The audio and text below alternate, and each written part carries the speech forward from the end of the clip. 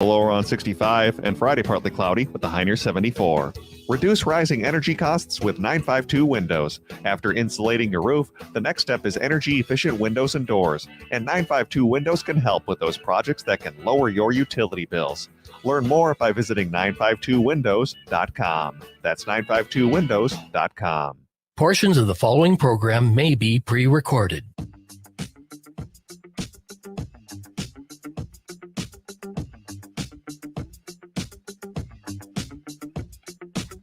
Broadcasting live on AM 950, the Progressive Voice of Minnesota. In the evenings on WCPT 820, Chicago's Progressive Talk, and at night on 1150 AM KKNW in Seattle. It is the Matt McNeil Show for your Thursday. Good to have you with us today. Matt Patrick here. Coming up here a little bit later on, Matt Matthews tickets coming up in the 4 o'clock hour. The comedian coming into Minneapolis here in January. We'll have tickets before you can buy them. I had 2 pairs of tickets to give away today. Also, Carla Bigham is going to join us. This former DFL state senator, current Washington County commissioner. We're going to chat with her a little bit about the primary in Minnesota. That's coming up in the 4 o'clock hour as well. Patrick, how are we today? Not doing too bad. How was your day so far? I'm doing well, although so my tomato plants, I got my tomato plants, tons of big tomatoes. My cherry tomatoes, I've pretty much burned out. I don't know if I ate them too quickly. Gosh, they were delicious. This is one of the best parts about summer is just the fresh fruit, fresh vegetables. I grow my tomatoes. I love them. Gotten a ton so far this year, but I think the cherry tomatoes might be done. So I might have to go back to those inferior store-bought ones. They're not the same. I hope your problems are that little or better today. How about I say it like that? I want to start off today with talking about a new friend I have. Oh boy. So in case you missed it, and I talked about this before, I have been dealing in Minnesota here, where Minneapolis, St. Paul is located, we have a Senate race here. Amy Klobuchar is running for re-election, and the Republican Party of Minnesota, for some inexplicable reason, decided to, well, I can understand why they did. I mean, it was Steve Bannon put this guy on the map in Minnesota as his choice to be the candidate for the Republicans to take on Amy Klobuchar for Senate. He is an absolute, and I will say this, absolute horrific candidate. He has a long history of misogynistic, anti-Semitic, anti-LGBTQIA comments on social media that clearly no one vetted the guy. He has had a bit of a sketchy past, to say the least. I mean, they had a big hubbub that you saw earlier this year that broke out because of apparently money that was campaign money that somehow got spent at a strip club in Miami. Because who doesn't love strip club appetizer bars? Oh, yes, that's why we all go to strip clubs. Well, I don't go, but still, Anyway, that's apparently been cleared up. There's just some confusion on who was spending the money at the strip club. Anyway, I mean, it's like I said, this is a guy who is, he's MAGA for MAGA's sake. He's this hyper aggressive alpha male dude kind of thing, that goes on out there. And it is a bad sign for the Republican Party. Don't get me wrong. I understand that in Minnesota, at least, that when you take on a popular senator, that you really can't, you're not going to get the cream of the crop running out there to go get beaten. And Amy Klobuchar was always going to be a difficult senator to knock off in a general election. I get that. I understand that. But yet the negatives on Royce White are unbelievable. And yet not only did he win the convention endorsement, which surprised a lot of people, but on primary day on Tuesday, funny story, he actually won the Republican vote in the state. Barely, I think it was 38% of the Republican Party endorsed him, but it was enough to win the Republican nomination. And as I've told I've said multiple times to the Democrats in this state, just put his social media posts on billboards across the state. Mission accomplished. And I do think that there is a legit chance. I think it's fringe. It's fringe. But I do think that there's a legit chance that Amy Klobuchar could win this Senate race 75-25. I'm not joking. He is that bad of a candidate. I made a post yesterday. It got well over, I think it's like 1,700 likes on it so far, which is, generally pretty good. This is by far the worst candidate I've ever seen. 20 years ago, this guy's social media would have gotten him kicked out of the party. Today, they endorsed him because hate and anger are virtues for the GOP. It's amazing how far the Minnesota GOP, Republican Party of Minnesota, has fallen. That's what I posted. And funny story, last night, as I was snuggling up to bed, I got a response. Now, I want to stop and just point out, yeah, I'm the first person to say, this is the weirdest thing ever. This is the actual Republican candidate for senator in the state of Minnesota. This is the guy who's running right now. It's not like a few years ago. He's running right now. And he decided to become a Twitter troll, and a lame Twitter troll at that, because I got this response from my new BFF, Royce White. You're a commie.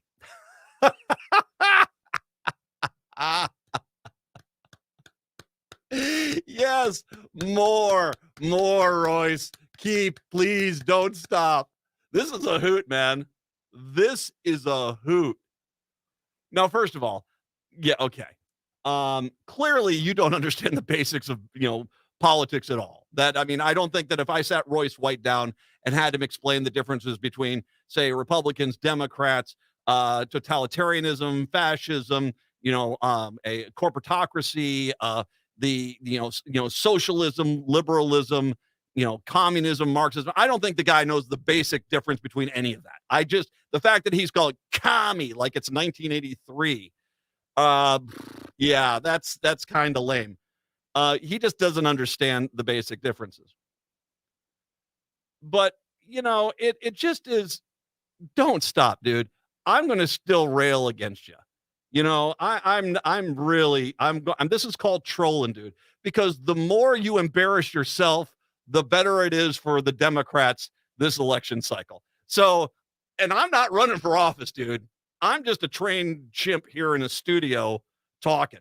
That's all I'm doing. So you as the Republican candidate for senator taking on Amy Klobuchar, you want to get into a Twitter spat with me?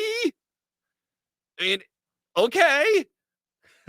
It's public, Good for you. I will say it does bring up an interesting point in regards to what happened after that. Because clearly the MAGA Twitter trolls got activated. And I woke up this morning to a cornucopia of stupid posts from alpha male dude who is coming after me. Now, first of all, let me say from the bottom of my heart, losers. Seriously. Wow. That being said, seriously, losers. Seriously. That being said, I am now, just for the, get your checklist out here. I am now a commie. I am the P word, which, by the way, I think that's how the NBA refers to Royce White. Oh, boom, in the breadbasket. Thank you very much. We're trolling. Anyway, I'm the P word. I'm a cuck. Yeah. I've been that before, though. And now, in my personal favorite, soy boy. Okay. Whatever, man. Let me explain something to you far right MAGA guys that are out there that are we're angry. You are the lamest revolution of all time, because you're not really having a revolution. because you've been mistreated by the world. You are 1,000 pounds of bad choices, bad decisions, and an inability to look at yourself and realize you're the problem in your own life. That has created your disdain. Trump was smart enough to realize I could play you fools. He could play you fools like a fiddle. And you does, because he just basically had to say, you're not the loser, they're the loser. And you guys ran along with him real quick. We have had in the history of this world plenty of revolutions and overthrows of government and, angry people hitting the streets. But in many of those other cases, it was because of real problems, like people actually starving to death, as opposed to you being frustrated because the girl you had a crush on decided to get married to somebody else, and now they have 3 kids, and you can see them on Facebook, and it makes you angry because you wish you could have gone back there, and why didn't she love me, blah, blah, blah, blah, blah. Because no one wants to follow you for that. When people are starving, that's when people, hit the streets. No one's going to follow you because you've got regrets. When revolutions have happened in the past, it's the governments have taken all your money. And as much as you guys want to play that out, your big problem is after spending thousands of dollars on 15 Trump flags, you have the audacity to look around saying, I don't have any spending money. No, you got tons of spending money. You just buy stupid things. But that's why you want to revolt, is because you're really bad with your money, not as opposed to any real injustice. You want to sit there and act as if, it's some great injustice, like in actual revolutions where, say, people get locked up and they throw away the key. They're going to round people up and put them into work camps. You think that that's what your problem is. What your problem is you were drunk at work and you got fired, and that manager already had it in for me. That's on you, dude. No one wants to revolt because you are a drunk guy at work. Or, some real despot tries to kill all the people that they don't like. And you're basically upset because one day you had a firework and it went off by your ear and it blew up, and now I got medical bills because I was drunk and stupid that day. And why am I cursed? Like I said, you are the dumbest revolution of all time. You are not freedom fighters. You're just sad, pathetic people. And this is why you'll fail and fail miserably. It's because no one is inspired by you. We all feel like you're pathetic. And so that is what you are. And that is what Trump is. So good luck with all that. No, seriously, good luck with all that. All my best, signed, Soy Boy. We'll take a break. Come on back. It is the Matt McNeil Show on your Thursday. Hey, it's Patrick. This is one of everybody's least favorite things to hear, but we're heading into the home stretch of summer. Back to school is right around the corner. Those final sleepovers are going to be taking place. It's time to call My Cleaning Heroes at Zero Res for a reset before we head into the fall. If you haven't tried Zero Res or it's been months since your last deep carpet clean, now is the time to call. Right now, you can get your entire home Zero Resified for Minnesota's ultimate carpet cleaner and get 3 rooms Zero Resified for just $119. Along with that great deal on carpets, it's also a great time to get the summer crud cleaned out of your air ducts. Zero Res is taking 20% off any air duct cleaning this month. And don't forget about your dryer vents while you're at it. Zero Res has a 4.9 rating on Google Reviews. Schedule your appointment at ZeroResMinnesota.com or call 952-ZERO-RES and ask for the AM 950 special. Backward or forward spells the same. Zero Res. Get ready to laugh out loud with Matt Matthews at the State Theater on January 23rd. Hailing from Alabama, Matt is a stand-up comedian, social media sensation, and an award-winning boudoir photographer. He skyrocketed to fame during the pandemic with his hilariously raw posts and side-splitting videos. Matt's back on the road with his all-new show, Bougie on a Budget, bringing fresh material from his international tour. Don't miss Matt Matthews at the State Theater in Minneapolis on January 23rd. Tickets go on sale this Friday at Ticketmaster.com. Plus, tune into the Matt McNeil Show this week for chances to win tickets. End-of-life decisions are not easy to make. Hi, I'm Mary T. of Mary T. Hospice Care. It's important to make sure that this difficult time is meaningful and comforting to you and your loved ones. Our hospice team provides an individualized program of physical, emotional, spiritual, and practical care so your loved one is comfortable and not in pain. At Mary T. Hospice, we understand that choosing the right hospice care provider can be overwhelming, but we're here to assist you. Learn more today at marytinc.com. This is Chad, owner of AM 950, here to tell you about the exterior construction company I trust, Snap Construction. If your home was hit with the most recent storms, trust the most well-reviewed exterior construction company, Snap Construction, for a free home inspection. This is Ryan, owner of Snap Construction. There are a lot of great construction companies in town. My advice is to take your time and do your research. Make sure they are locally owned and that they guarantee their craftsmanship for life. Also, you want to find a company that's been in business for at least 10 years. You want to work with a company that's going to be there long after the work is done. Snap Construction has handled thousands of claims, and we'll help you through the process. Don't go with the out-of-town fly-by-night contractor. Most storm damage goes missed by the untrained eye. Trust Snap Construction for your free storm damage evaluation. For your free storm damage evaluation, call Snap Construction at 612-333-SNAP or visit them online at snapconstruction.com. That's 612-333-SNAP or snapconstruction.com.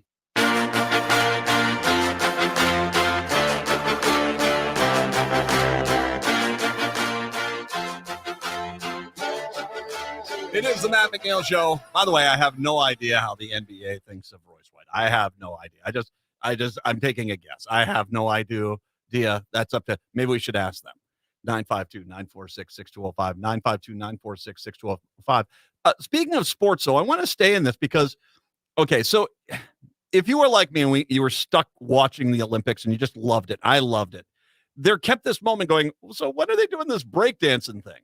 And they did this breakdancing thing, and you know, it was what it was. I think it ended up getting somewhat kind of lost because of an Australian competitor named Rachel Gunn, or as she refers to herself, Ray Gunn.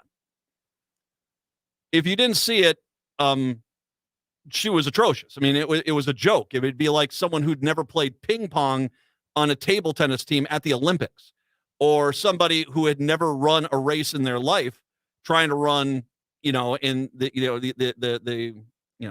100-meter dash.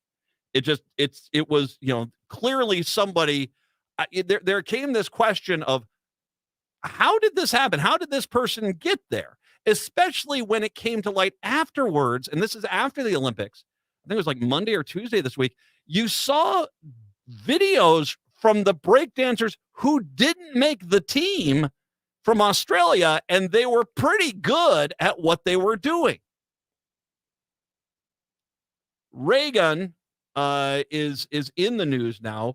Us Weekly has reported that thousands of people have signed a change.org petition accusing the Australian breakdancer as well as the Australian Olympic Committee's Anna Meares of unethical behavior. In a letter addressed to the Prime Minister of Australia and the Australian Olympic Committee, Ray Gunn, otherwise known as Rachel Gunn, is accused by critics of manipulating the Olympics selection process to her own advantage by setting up her own governing body for breakdancing and overlooking other qualified breakdancers. The letter also includes unverified claims that Ray Gunn denied funding to a group of incredibly talented and underprivileged youth, and alleges that Ray Gunn defeated phenomenal breakdancers to win her own qualifier.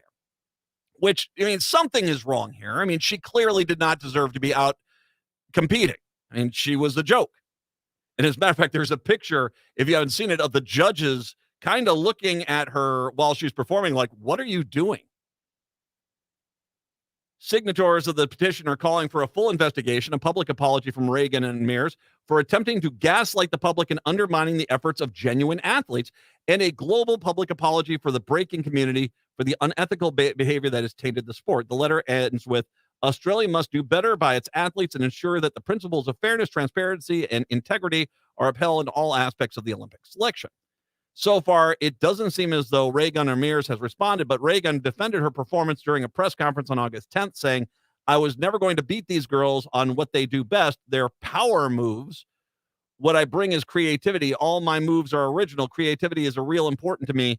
I go out there, I show my artistry. Sometimes it speaks to the judges, and sometimes it doesn't. I do my thing, and it represents art.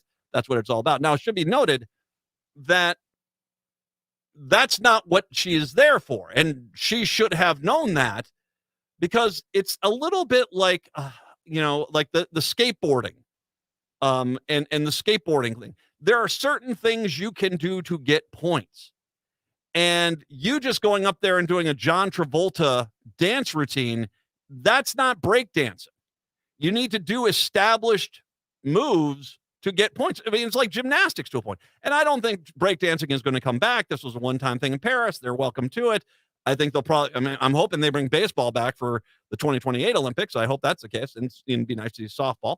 But, it is an interesting argument that she's making, because the argument is moot. I mean, you don't go to the ski hill for the Winter Olympics with a toboggan and say, well, I'm going down on the sled because I'm thinking outside the box.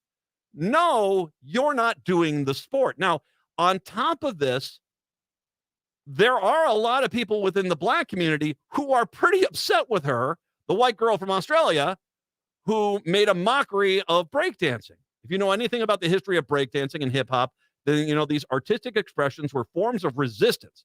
They are a way for marginalized youth to escape oppression, to claim space and identity in a racist culture, then rendered them invisible or as a public menaces and economic burdens driving up the national debt. News reports often portrayed breakdancing as dangerous, associated with gang violence and urban decay. I remember this. It was the early 80s. I remember how they tried to portray breakdancing as some sort of, the kids are going to get that crack and it's going to be breakdancing. And I'm like, I don't think you understand how dancing works. It's like ray gun. Schools banned the practice, and cops often harassed Black girls and boys, viewing them as engaging in public nuisances.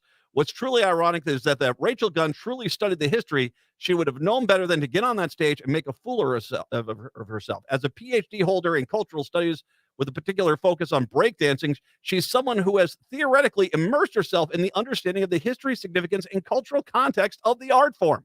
You would think. In her own words, she says, I was starting to learn breaking at the same time.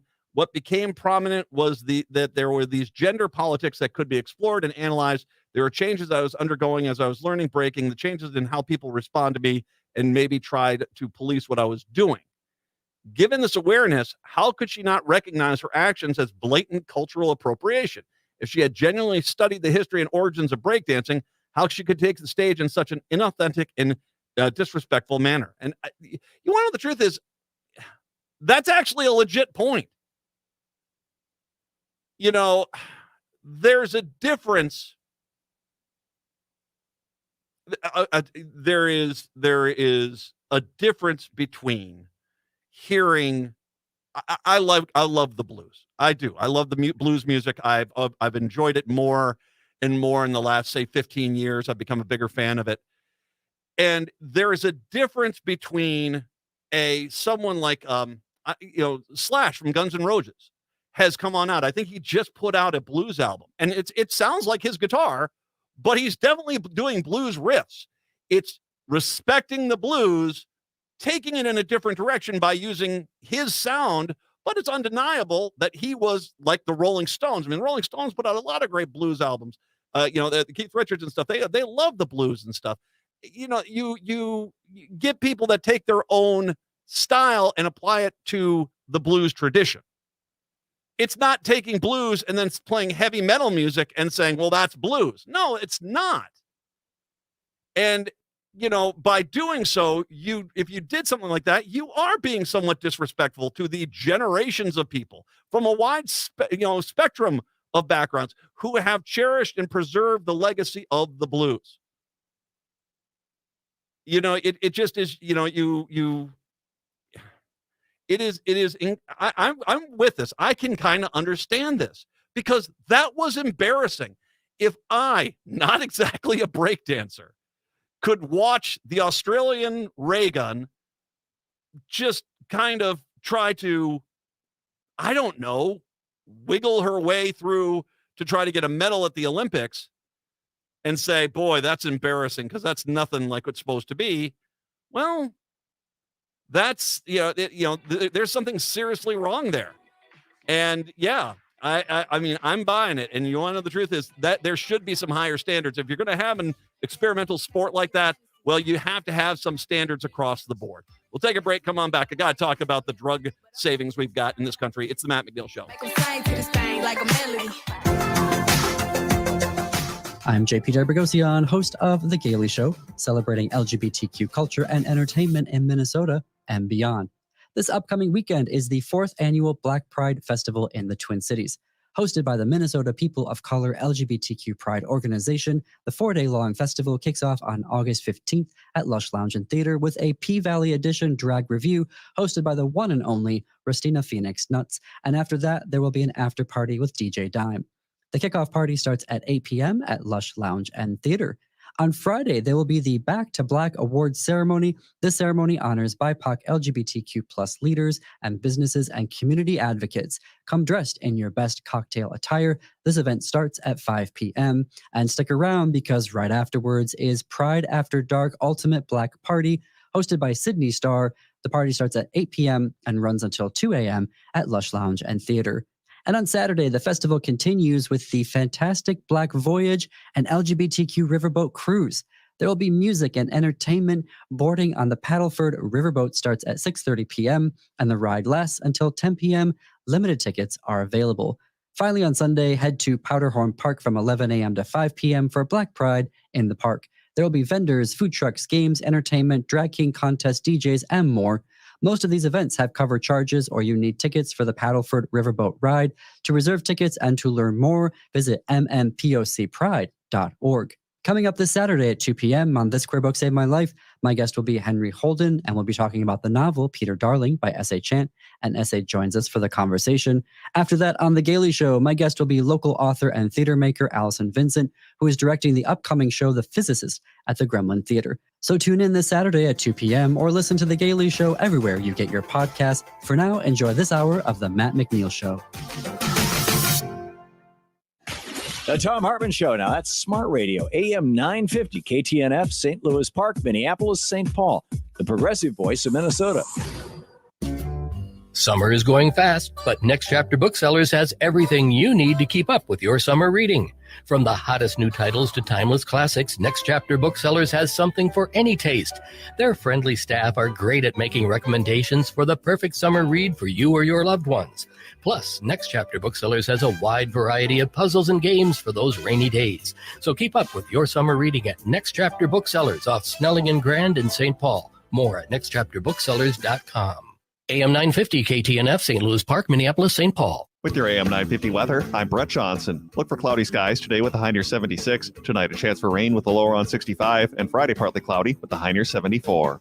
Don't just settle for what's in the cupboard. Elevate your meals with premium oils and vinegars from Vinaigrette. They offer the finest selection of extra virgin olive oils, balsamic vinegars, fused extra virgin olive oils, white balsamic vinegars, and wine vinegars. Vinaigrette is located at 50th and Xerxes or online at vinaigrettemn.com.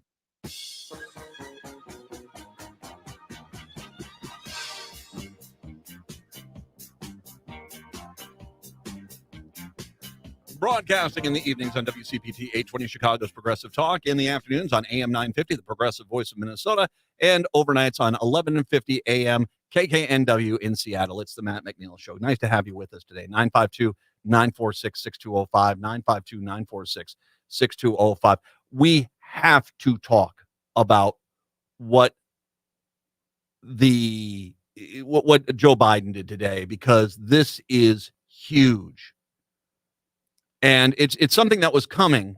And I can't tell you, it's stuff like this, which if there's anything that's going to wake up MAGA America and make them realize maybe, just maybe, the Republicans haven't been honest with them, and that after 50 years and their lives are a whole lot worse, that the real job of the Republicans is to stop the Democrats from trying to make their lives better. If anything's going to wake them up from their Republican fog in rural, in the red parts of this country, it's stuff like this. The Biden administration on Thursday released prices for the first 10 prescription drugs that were subject to landmark negotiations between drug makers and Medicare, a milestone in a controversial process that aims to make costly medications more affordable for older Americans. The government estimates that a new negotiated prices for the medications will lead to around $6 billion in net savings for the Medicare program in 2026 alone, and when they officially go into effect, or 22% of net savings overall. That is based on the estimated savings the prices would have produced if they were in effect in 2023, a senior administration official told reporters on Wednesday. The Biden administration also expects the new prices to save Medicare enrollees $1.5 billion in out-of-pocket costs in 2026 alone. For so many people, being able to afford these drugs will mean the difference between debilitating illness and living full lives. The Chiquita Brooks LaSure, the administrator for the Centers for Medical and Medicaid Services, told reporters, these negotiated prices, they're not just about costs, they're about helping make sure that your father, your grandmother, or your loved one live longer, healthier. It comes one day before the second anniversary of President Joe Biden's signature Inflation Reduction Act, which gave Medicare the power to directly hash out drug prices with manufacturers for the first time in federal programs near a 60-year history, which once again is kind of a no-brainer because pretty much every other country does that. And when you talk about the free market, there is this mentality that the government somehow can't participate. No, the government should be able to participate in the free market. As a matter of fact, no one should be able to get a better price than the federal government because they're dealing in such large volume, whether that's military people or it's Medicaid, Medicare. You should be able to negotiate. That's just the free market. And this idea that this country has been in the free market, but the idea that the federal government, who has the strongest argument out there to be able to use the free market and negotiate the better prices, is somehow the bad guys in this whole thing, is just disingenuous. There are plenty of pro-business countries on this planet that have drug price negotiations with the federal government. I mean, Canada, one of the reasons why people drive into Canada is because the Canadian government helps keep drug prices low. It is remarkable how much money we pay for the life-saving drugs when you compare that to what other countries have to pay. And one of the problems we've had, and this has been the Republicans and a handful of Democrats, Joe Manchin, you punk, this has been one of the things which has been the big argument is no, Americans need to pay the $1,000 for the medication while the rest of the country pays 25 cents a pill. And so there is this is something that's needed to happen for a while. And as a person who got firsthand views of foreign healthcare when I was in the military in Germany, this is long overdue. Doesn't mean the Republicans are not going to try to undo it. And what they'll do is they'll undo it, and then they'll say, and you should feel bad that you tried to get cheap drugs. Why aren't you thinking of that drug manufacturer executive? They need a 14th vacation home. Why are you denying them their 14th vacation home? You're so selfish. That sort of thing. That's the Republican Party and scene. Here are the drugs, and I'll probably screw up the names. Eliquis, made by Bristol Myers Squibb, is used to prevent blood clotting to reduce the risk of stroke. Jardiance, Jardiance, made by somebody, and Eli Lilly. It's used to lower blood sugar for people with type 2 diabetes. By the way, I saw TV's Frank from Mystery Science Theater 3000. He already praised this because that's a medication he uses. So I'm glad you're going to get a break on that, sir. Xarelto, Xarelto, made by Johnson & Johnson, is used to prevent blood clotting to reduce the risk of stroke. Januvia by Merck is used to lower blood sugar for people with type 2 diabetes. Farxiga, Farxiga, made by AstraZeneca, used to treat type 2 diabetes, heart failure, and chronic kidney disease. Entresto, made by Novartis, is used to treat certain types of heart failure. Enbrel, made by Amgen, is used to treat autoimmune diseases such as rheumatoid arthritis. Imbruvica, made by AbbVie and Johnson & Johnson, is used to treat different types of blood cancers. Stelara, made by Janssen, is used to treat autoimmune diseases such as Crohn's disease. And Fiasp and Novolog are insulins made by Novo Nordisk.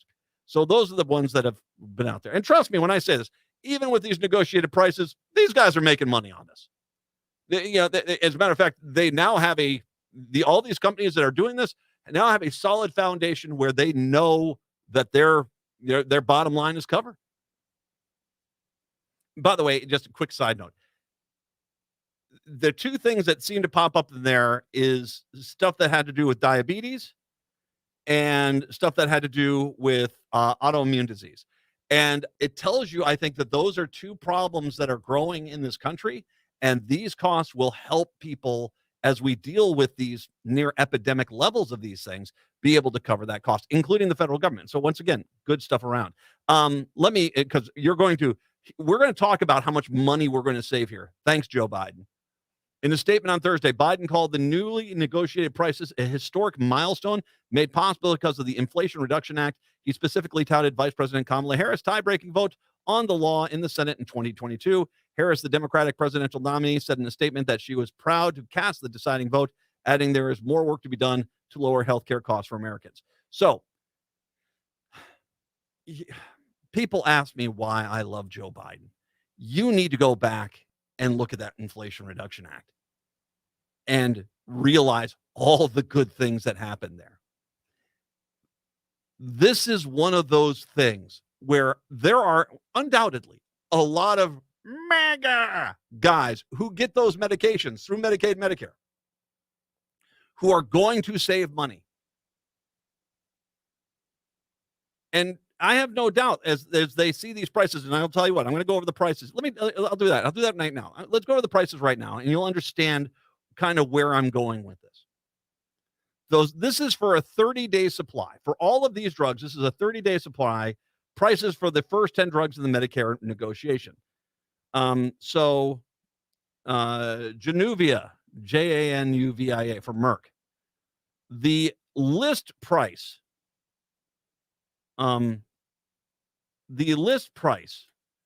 is $527 for 30-day supply. It's now going to be $113, the negotiated price. Unbelievable.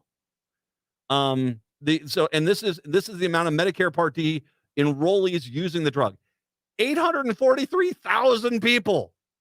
843,000 people just got basically an 80% discount on this one drug. Unbelievable. Fiasp and Novolog, those are the insulins. The 30-day supply price, $495. Now $119, a 76% reduction. That's for 785,000 people in this country. Farxiga, Farxiga, the price was $556. Is the list price. The negotiated price is $178.50. It's a 68% reduction. That's for 994,000 people in the country that are using it this year. That's a 30-day supply, and it's basically going to be near 70% cheaper. Enbro.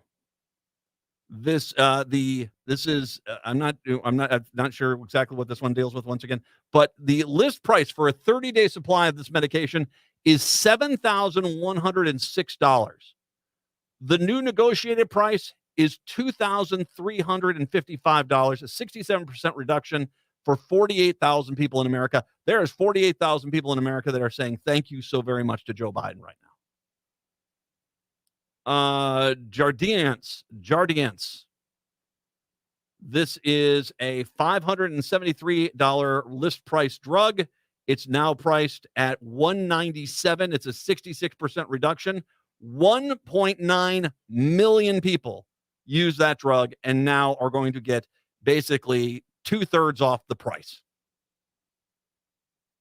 Stellara. The 30-day supply of Stellara is $13,836. The new negotiated price is 2/3 less, basically, $4,695, as opposed to over almost $14,000 for a 30-day supply. 23,000 Americans getting that benefit. Zarletto, it's $517 drug for a 30-day supply. It's now going to be $197, a 62% decrease. 1.3 million people getting a major cost advantage there. Eliquis goes from $521 retail down to $231 negotiated, a 56% reduction for 3.9 million people. In Tresto, this goes from $628 down to $295. It's a 53% reduction. That helps out 664,000 people. In Brevica, this is once again, a 30-day supply is $14,934. It's now going to be $9,319. It's a 38% price reduction for 17,000 Americans who use that drug. Now, those people that use these drugs are not all loony lefties. These are not diseases or illnesses that only affect Democrats, progressives, liberals. There's a lot of Republicans who all of a sudden don't have to look at a unbelievably high price on drugs. Say, I don't know, $13,836 per month for their drugs, and now we're looking at a $4,695. That is fighting inflation. And once again, it wasn't inflation. If companies are making record profits, it's not inflation. That's just good old-fashioned greed. But they blamed inflation so that Republican voters would go scream, Joe Biden! Well, they were robbing you blind. But that being said, here's Joe Biden helping out a lot of people. A lot of people. And I guarantee you, one of the first things the Republicans will do if they take back over is get rid of all these price decreases, and probably, if you did get any benefit, make you pay it back. Because we can't be robbing the corporate executives of their profit margins. That's communism, soy boy. Is it? It's not actually. This is called compassion. And by the way, for all you MAGA nutbags out there that love your Christian values, this is Christian values. Not telling somebody you have to go broke if you want to live. This is the beginning. Hopefully, this is something that will continue. And once we see the benefit of the corporation makes money, people get the medication, we're not bankrupting ourselves as a society, maybe, just maybe, other medications and other drugs will be included in on this. But thank you, Joe Biden. Thank you, Kamala Harris. This is what Democrats deliver when you put them in charge. We'll take a break. Come on back. It's the Matt McNeil Show. Get ready to laugh out loud with Matt Matthews at the State Theater on January 23rd. Hailing from Alabama, Matt is a stand-up comedian, social media sensation, and an award-winning boudoir photographer. He skyrocketed to fame during the pandemic with his hilariously raw posts and side-splitting videos. Matt's back on the road with his all-new show, Bougie on a Budget, bringing fresh material from his international tour. Don't miss Matt Matthews at the State Theater in Minneapolis on January 23rd. Tickets go on sale this Friday at Ticketmaster.com. Plus, tune into the Matt McNeil Show this week for chances to win tickets.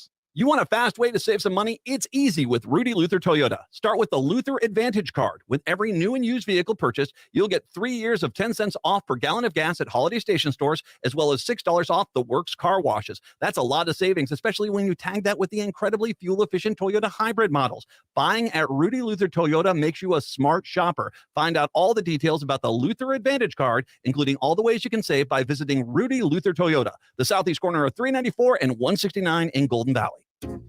Hey, Minneapolis residents. Tom here with exciting news about solar incentives in your city. Minneapolis and Excel Energy offer incentives to cover solar costs, including potential loan opportunities.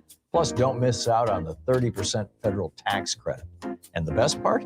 The experts at All Energy Solar can walk you through the entire process to make sure you're getting every rebate possible. But don't delay, these incentives won't last forever. Once the funds are gone, they're gone. Trust me, it's worth it when you see the difference on your monthly utility bills. Even if you're not in Minneapolis, don't worry. There might still be local incentives available for you. The experts at All Energy Solar can help you find the rebates you qualify for no matter where you live. So take control of your energy future while saving money. Contact All Energy Solar for a free solar site assessment. It's quick, easy, and there's absolutely no obligation. Just head over to allenergysolar.com to get started. And tell them Tom sent you. Hi, I'm Peter Solak. And I'm Adam Ostrowski. We are here at Woodland Stoves and Fireplaces to talk about the joy of live fire cooking. Cooking over a live fire is the oldest and most basic form of cooking. What's new is in the way fire is handled and its heat is managed. It's easier to experience and enjoy the smell and taste of food cooked over a live fire. Woodland Stoves and Fireplaces sells and installs live fire grills, fire pits, and ovens. Let us help you experience the smell, the taste, the fun of cooking with fire. Pizza was first made and is still best made in an open fire oven. The radiant and conductive heat of a live fire is unmatched for wood roasting and baking artisan breads too. Come see the many ways you can cook over a live fire. Woodland Stoves and Fireplaces has over 35 working wood and gas units on display at the corner of East Franklin and Riverside Avenue in Minneapolis. More information at woodlandstoves.com. Find the fire that works for you. Woodland Stoves and Fireplaces, out of the ordinary products and services since 1977.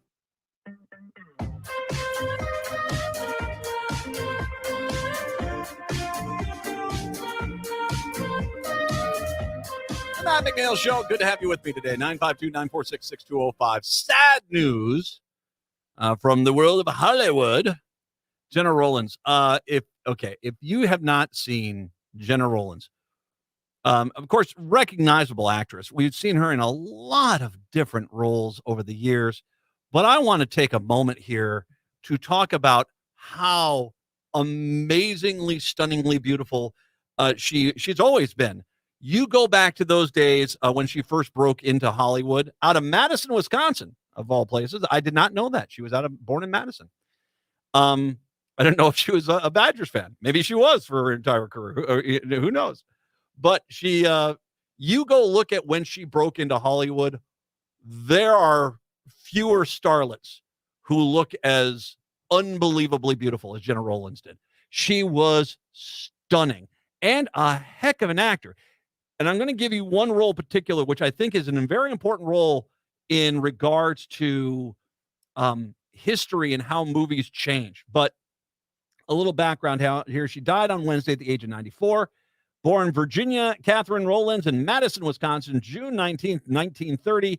Acted in theater, TV, and film, including multiple projects with her first husband, John Cassavetes.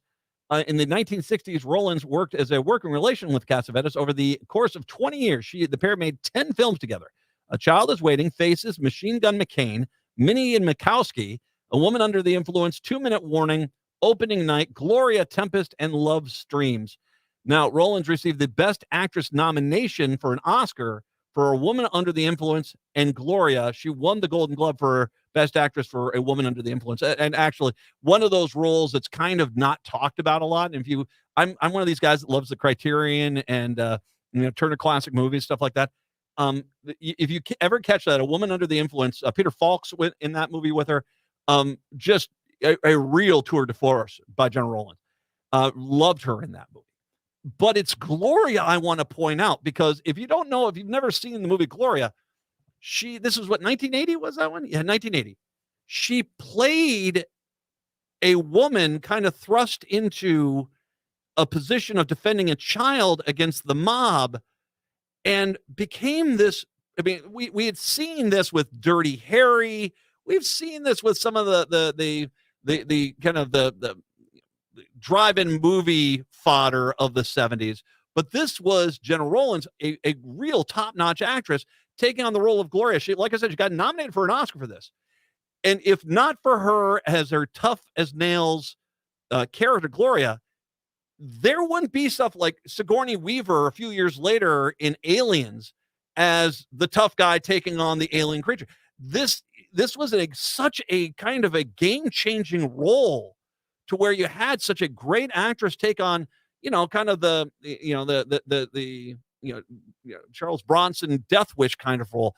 It was, and she did it really well in regards to it. And the filmmakers did a good job of making it defending the kid. Go see Gloria is a good movie. Go see that one too. And yeah, an important role, because if not for her and the success she had with that, I don't know if you would have seen the female action star rise as quickly as you did. And so good stuff. Loved her. The Notebook. Most people know her for The Notebook now because she plays the older version of the character in that one. So yeah, a very beloved actress. I will also mention there is something that's in pretty much every news channel today. 5 individuals have been charged in connection with the 2023 death of actor Matthew Perry, according to the U.S. Attorney's Office. The charges were announced on Thursday morning at a press conference in L.A. The defendants, who include 2 doctors, Perry's live-in personal assistant, and a person referred to by the authorities as the ketamine queen, are charged with distributing ketamine to Perry during the final weeks of the actor's life, according to a press release from the U.S. Attorney's Office. U.S. Attorney Martin Estrada said the defendants took advantage of Master Perry's addiction issues. They knew what they were doing was wrong. 3 of the 5 defendants have reached a plea agreement. The beloved actor who starred as Chandler Bing on Friends died October 2023 at the age of 54. Perry was found floating face down in the pool in his Pacific Palisades home. The actor died as a result of acute effects of ketamine and subsequent drowning, according to the Los Angeles Medical Examiner's Office. Matthew Perry's journey began with an unscrupulous doctors who abused their positions of trust because they saw him as a payday to street dealers who gave him ketamine in unmarked vials. Every day, the DEA works tirelessly to their federal state. Man, that's their standard stuff. Estrada alleged the defendant, Dr. Salvador Plasencia of Santa Monica, California, worked with Dr. Mark Chavez to supply Perry with ketamine, which Perry's assistant, Kenneth Iwasama, would inject the actor with despite having no medical training. Chavez, a 54-year-old doctor from San Diego, was agreed to plead guilty on 1 count of conspiracy to distribute ketamine, according to the release. Iwasama, a 59-year-old from Toluca Lake, California, pled guilty in August to 1 count of conspiracy to distribute ketamine, causing the death, and release said authorities allege that Iwasama also performed multiple injections on Perry on October 28th, the day that Perry died. Estrada said that over 2 months in September to October, Perry was distributed approximately 20 vials of ketamine that cost him $55,000. The Placencia. All right, sorry. He was an opportunity to profit off of Mr. Perry. Estrada wrote, he wrote in a text message in September of 2023, I wonder how much money this moron will pay. He also stated in text messages he wanted to be Mr. Perry's sole source of supply. Perry had detailed the decades-long struggles with drug addiction in his 2022 memoir, Friends, Lovers, and the Big Terrible Thing. He wrote that he began abusing prescription medication after he was involved in a jet ski accident on the set of the film Fools Rush In 1997 and was prescribed Vicodin. According to his book, Perry eventually escalated to taking up to 55 pills per day, which resulted in his significant weight loss that was visible during time working on Friends. He noticed it was difficult to watch the physical transformation he went through during his time on the show. I got to tell you, I'm happy that they're doing this because these drugs just don't appear. When Prince died, and I remember, for Chicago, Seattle, when Prince died here, this town basically just was weeping. I mean, it just was openly weeping.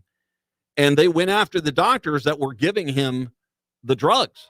And I think that's a standard you need to make, because I mean, this is tragic. He was very good. He was very funny. And it's a sad thing that we've lost such a talented man so young.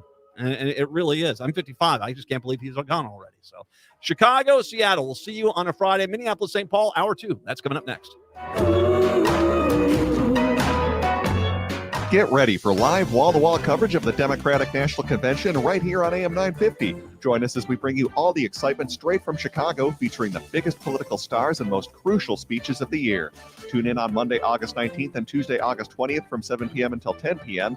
Then on Wednesday, August 21st, we're live from 7 p.m. until 10 p.m. as our own Governor Tim Walz takes the stage, highlighting how Minnesota became a progressive haven and a model for the rest of the country. And on Thursday, August 22nd, join us from 7 p.m. until after 10 as Vice President Kamala Harris delivers her highly anticipated speech to close out the convention. Our coverage will be hosted by Dom and Crute from the Devil's Advocates radio show, bringing you unparalleled insight and analysis.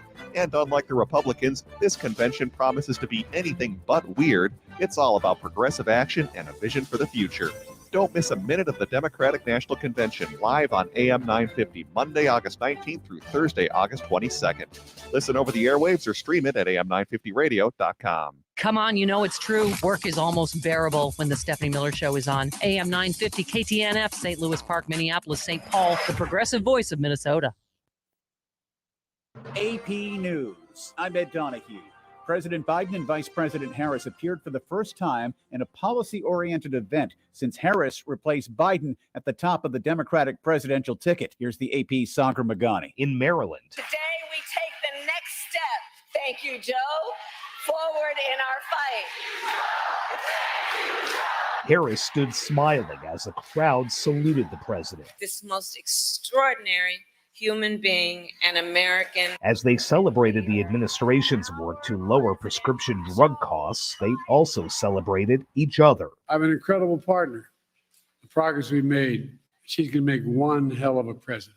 Sagar Magani, Washington. Former President Donald Trump is holding a news conference in New Jersey. His running mate, J.D. Vance, says the Democratic ticket is scripted. The Harris campaign is not running a political campaign. They're trying to produce a movie.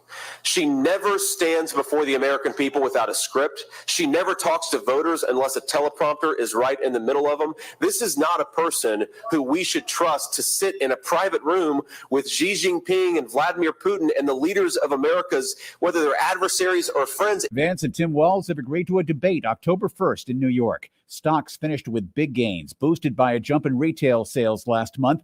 Bankrate.com's Mark Hamrick says it comes as prices remain high. Even though we've had the job market seeing some cooling, the unemployment rate is still at a relative historic low of 4.3%, and we've had more encouraging news on inflation. The Fed is expected to cut interest rates next month. In Los Angeles, 5 people, including his personal assistant and 2 doctors, have been charged in connection with Matthew Perry's death last year. Prosecutors are calling it a broad underground criminal network dedicated to getting the star of TV's Friends the powerful surgical anesthetic ketamine that killed him. This is AP News. Hey, checking in? This is not just your flu shot appointment at Walgreens. Yes. This is getting your entire family vaccinated in one trip. Hey, Mom? And a snack on the way out.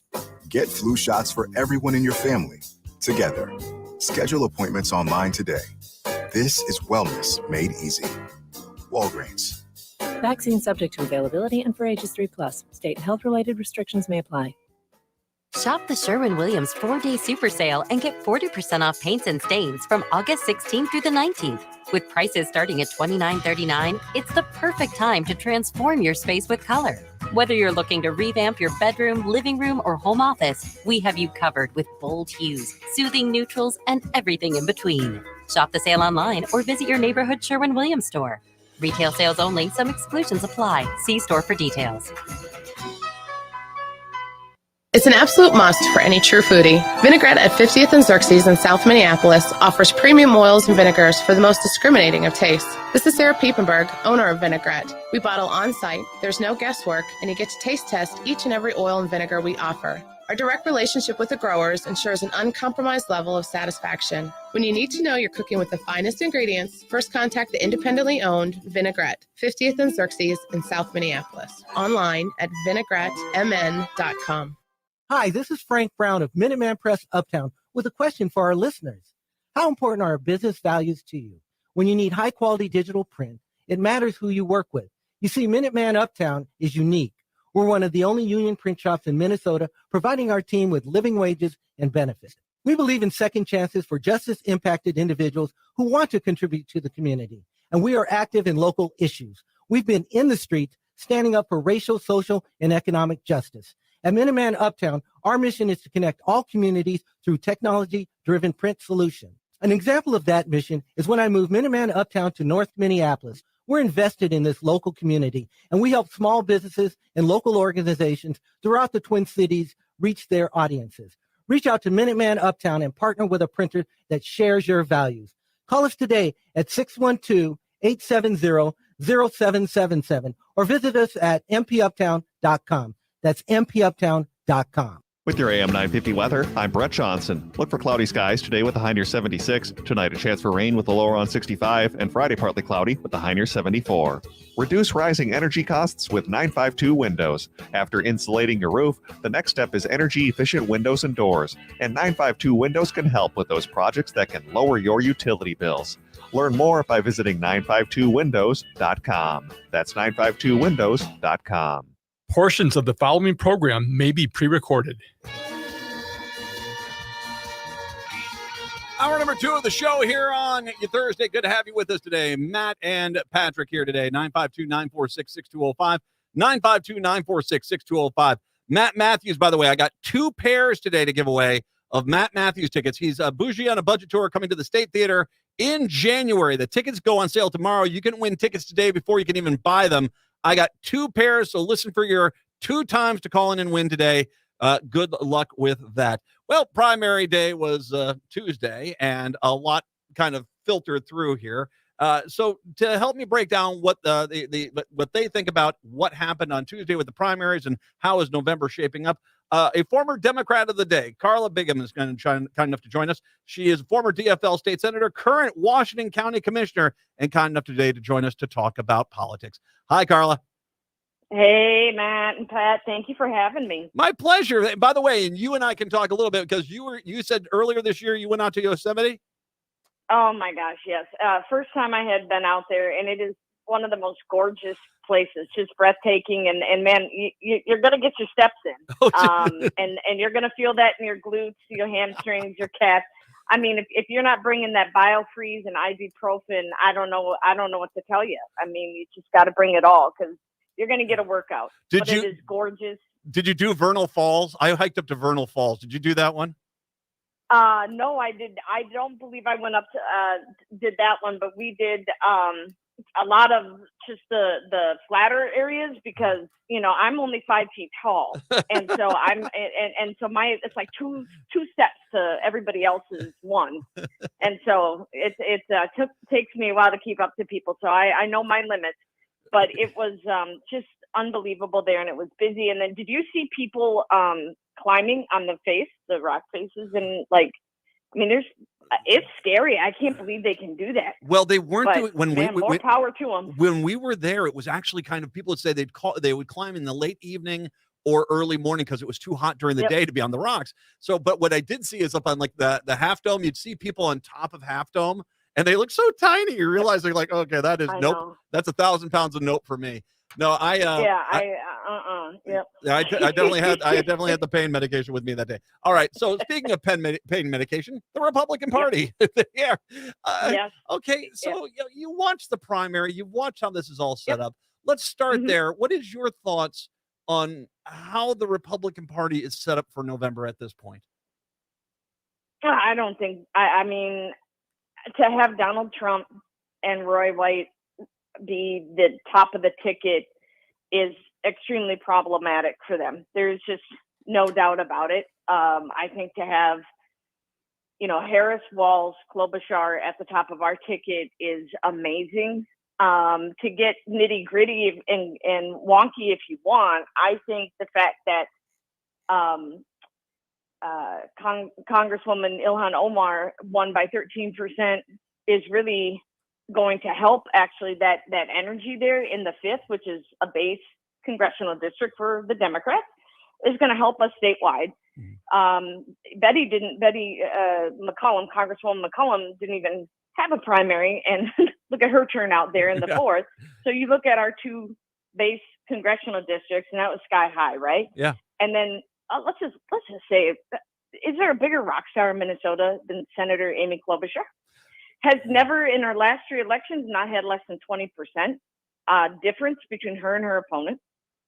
So I just think, like, looking at those indicators, I think it's good. Now those tails, and that what I mean is, how are we going to help Speaker of the House Melissa Hortman, right?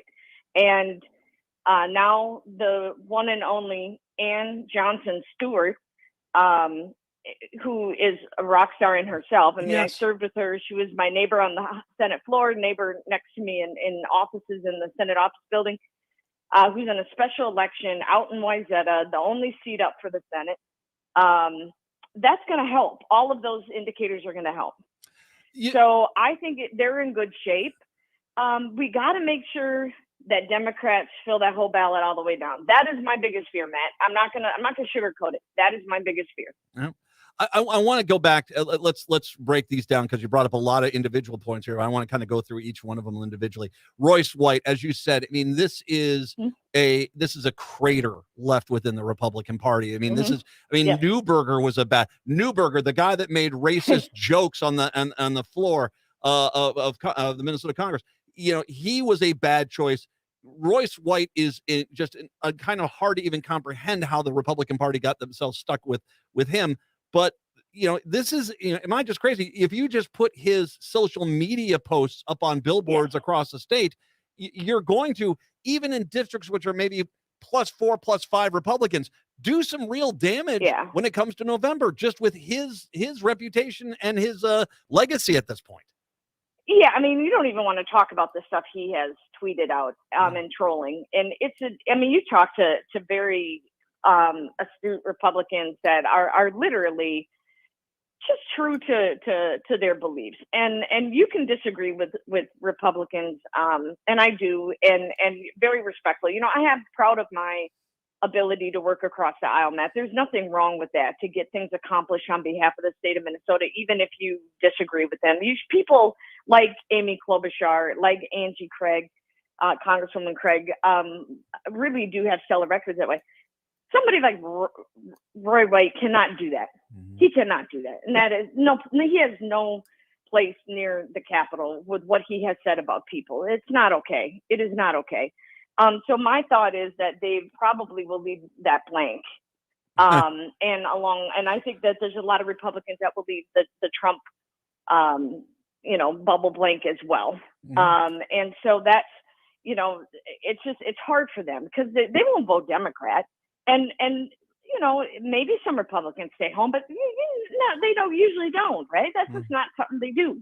Well, and I was I was up in 8 of the weekend, and up in the range, and basically one of the things that was told me is that there's a lot of people up there that may have voted for Stauber in the past who are really excited about Walz being on the top of the ticket as the vice presidential nominee. And I think that you're right. I mean, it becomes a mess for you if you're the Republicans, because you want to try to win back the House, but the two biggest, in Minnesota, at least specifically, with Walz on the ticket, with Royce White as the Republican nominee, that whole task becomes a heck of a lot harder for them to basically try to win those seats.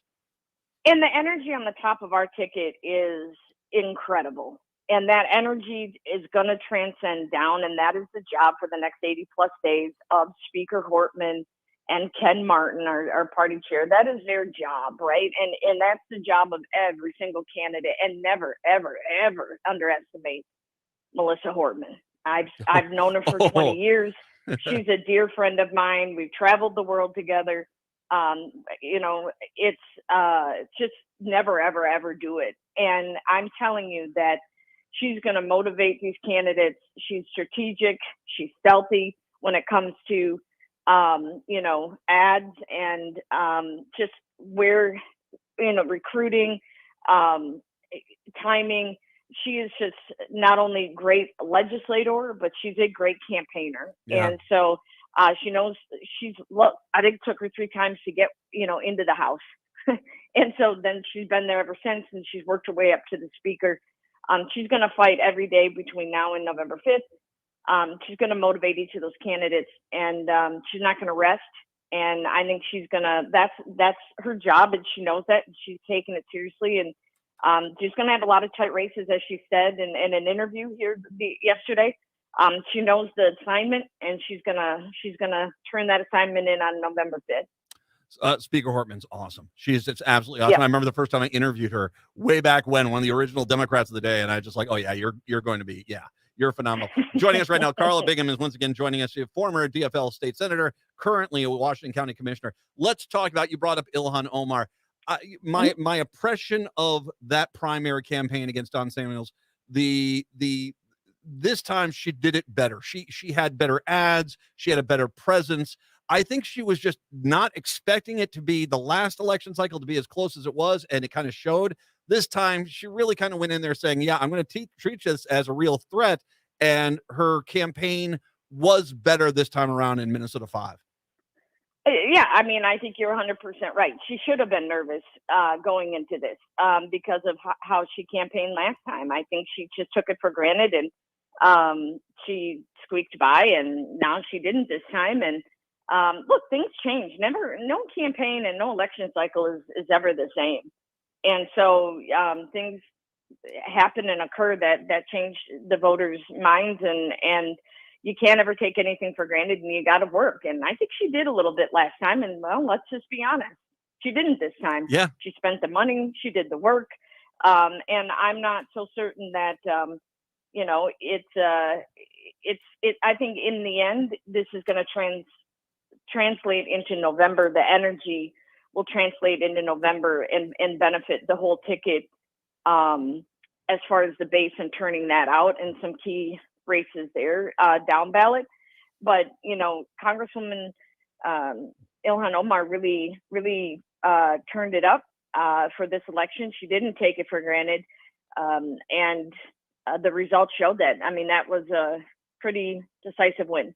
It was, and I think when you look at the two maps, the last election and this election, she did indeed solidify that base, and I think he agrees it's going to basically make a stronger ticket overall come November. I want to go to 8 as well, Stauber. Of all the numbers that I kind of was like, wow, that's interesting, is that he really wasn't leaps and bounds ahead of his Democratic opponent in the primary. As a matter of fact, their vote totals were somewhat similar. And this is a guy that has been Mr. Donald Trump up in the Minnesota 8. Stauber is a big Trump buddy. You got Royce White, as we have said. Is this a year that we feel as if that 8 definitely is back in play again, and that could go back to the Democrats as it has been in the past? I think the 8th is always a district that we work hard in. It's always a district. I mean, I look at my good friend, Senator Grant Houschild, who fits that district like a glove, and really, we fight in those districts hard because we are the party of Main Street, of labor, of working people, for families. And I think, you look at Jen Schultz and, somebody who has fought for that, her whole legislative career. And then, you look at just how that district, the demographics of that district, and that's what it is. So I think every 2 years, that's competitive. And so I think, it's, again, a district we're never going to stop fighting for. Mm-hmm. And they can't take for granted. It's flipped. It's not a district that anybody can sleep on. Mm-hmm. And Stauber definitely seems, his tone in that district has definitely changed. I think he knows that Walz is popular, and Walz is popular on the range, and he knows. And so is Klobuchar. Yeah, exactly. And remember, I just said 20 points. 20 points. She in her last 2 elections has not had a delta between her and her opponent of less than 20 points. I mean, 20. That's a lot of tails. They called her election the last time at we counted it at 8:00. It was like 8:14. They called her election at 8:14 after the polls are closed. My guess is going to be as if they could possibly even do it before 8, they will. I don't think that that's what I thought. It doesn't mean we take anything for granted or don't fight, but that's the case. Final question for you, Carla. Obviously, the big question then is the Republicans. They want to take back the Minnesota House. They need 4 seats. I've already made the comment since the redistricting map came on out. That map was not a good map for them. They need to have a superstar year to really have a chance at taking the House. I'm not seeing it. What do you see? Do you feel as if that if everyone gets out there on the DFL side, works, door knocks, donates, volunteers, and votes come November, that it becomes, that the Republicans really have no chance of taking the Minnesota House? It's work, and don't underestimate Speaker Hortman. I just think that it is, with the energy and the resources, I think it's a solid year for Democrats. It's theirs to lose, and I think that it's work for the next 80-some days. That's all I can say. Well, I think it becomes with Royce White and Trump going against Walz on the top of the ticket. That becomes a much harder thing. And funny story. Absolutely. A funny story. I don't know if you've had anyone told you out in the east side where you're at. I've had the people say the Republicans are coming through and trying to basically sound like Democrats as they're door knocking out there. They're trying desperately because they know they're in trouble. Yes, and I do think the moderation in the messaging is because of the ticket, the finalized ticket they seen coming. I mean, there's no doubt about that for sure. But nobody should sleep on anything. It's work. Don't count on them screwing up. And just get out there and do the work. Get on the doors and talk to your neighbors. Get them out to vote. Fill that whole ballot out. That's all you can do. Carla Bigham. Carla, you're more than welcome back anytime, by all means. I really appreciate the time today. Thank you, Matt. You bet. Take care. Thank you, Matt. 952-946-6205, 952-946-6205. Let's give away a pair of tickets right now to Matt Matthews. The Bougie on a Budget Tour coming to the State Theater in January. Tickets go on sale tomorrow. You can win your tickets right now. A pair of tickets to caller number 5, 952-946-6205, 952-946-6205. Caller number 5, you are going to win a pair of tickets to Matt Matthews. Good luck. Let's take a break. Come on back. It's the Matt McNeil Show here on your Thursday.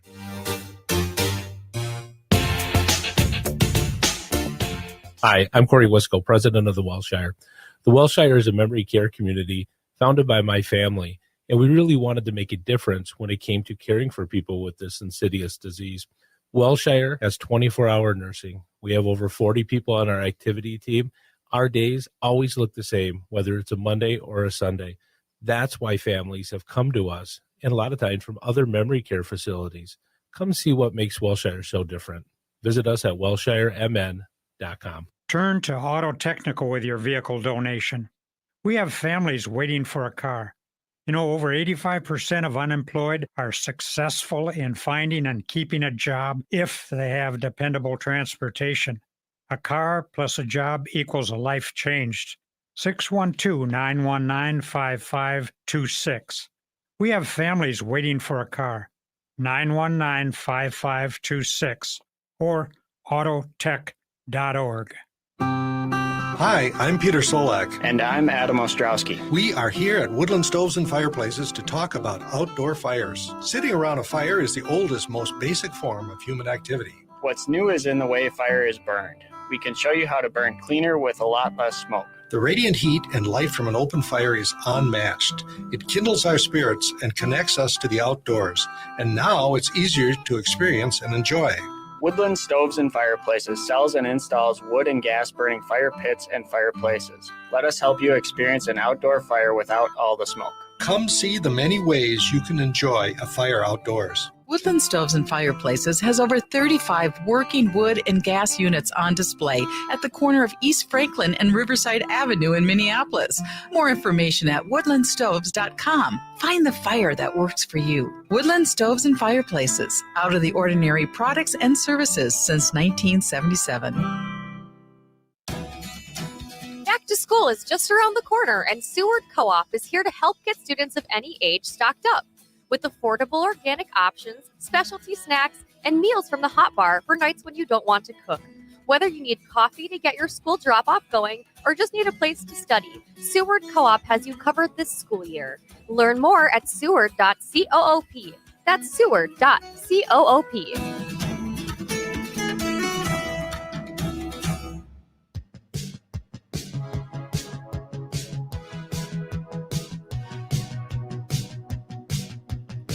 AM 950, the Progressive Voice of Minnesota, the Matt McNeil Show. Patrick, who is our winner here of the first pair of tickets today to go see Matt Matthews? Kim in Minneapolis. Congratulations. Congratulations, Kim. Here's the good deal. We got another pair to give away today. I got 2 pairs to give away tomorrow. So just listen for your chance to win later today and tomorrow. You can go see Matt Matthews once again, State Theater, coming in January. Tickets go on sale tomorrow at Live Nation. You can go check that out. 952-946-6205, 952-946-6205. I want to thank Carla Bingham for joining us. I think if the Democrats take it seriously, and that means getting out into every freaking district in the state, even the real red ones, where they might get mad at you, and pushing your message in their territory, they don't have the money to have to defend themselves everywhere in the state. That means they need the DFL to basically ignore districts for them to be competitive. And if we don't do that, DFL, if you're listening to me, for God's sakes, get out there and even in the +5, +6 Republican districts, get people knocking on doors, get people donating, get people campaigning. Because if they've got to go spend money in those districts to stop the DFL from coming in and possibly stealing a seat, that's less money going to these other seats. We've learned that the last 3 election cycles. We cannot forget that now. And we can't just sit there and say, well, it's going to be Tim Walz is on the top of the ticket and Amy Klobuchar is there. We can feel smug. No, that's how surprises happen. Like the Republicans winning the Minnesota House. That's how surprises happen. A few quick notes about my new good BFF, Royce White, who, once again, if you didn't hear the 3 o'clock hour, he got in touch with me. He called me a commie. A commie, you say? Wow. Well, I'm a commie here. Thank you, McCarthy. A commie. That's just, come on, man. You know, what are you doing? Now, I want to make sure I'm very clear here. I'm not running for office. I'm just a radio host here. If Royce White wants to, really start going after me, please don't do that, sir. Oh, no. I'd sure hate for you to embarrass yourself even further in this state. Not that. I want him. So you please more, sir. You got to do better than that. You got to get better insults, Royce. Better. Come on. Reminder, you're the Republican Senate candidate, which, I gotta give you some harsh facts, though. Okay. First of all, the last time I checked, didn't you have like $200K in the bank to Amy Klobuchar, $6.5 million in the bank? Because that's a lot of money. That's a massive money disadvantage. That's like, oh no, I'm sinking. I don't know if you've noticed that, but that doesn't bode well for you. You know what else doesn't bode well? The amount of people that voted for you on Tuesday. Because as much as you want to say this is a movement, the only kind of movement you have going on right now is the kind that happens in the bathroom. And 2022, Minnesota had an estimating voting age population of 4,140,218 people. Royce White on Tuesday got a total of, now, once again, I want to repeat. The number of voting age people in Minnesota as of 2022 was 4,100,000 plus. He got on Tuesday 74,656 votes. 74,000. That is 1.8% of the potential voting population. Yeah, that's not a resounding endorsement, dude. You only got, and once again, I want to repeat this. Why do I say that there is an outside chance that Amy Klobuchar could pants this clown at a 75-25 result? It's that they had competitive races. I mean, you had a race up in 7 that was competitive. You had a weirdly competitive race down in 2. You had a race up in 8. You had races that were competitive, Republicans, and all you could muster for Royce White was 1.8% of the voting population of the state. That's really bad. I mean, that's like really, really bad, like embarrassingly bad, like Royce White NBA statistics bad. I mean, it is horrific. Trolling.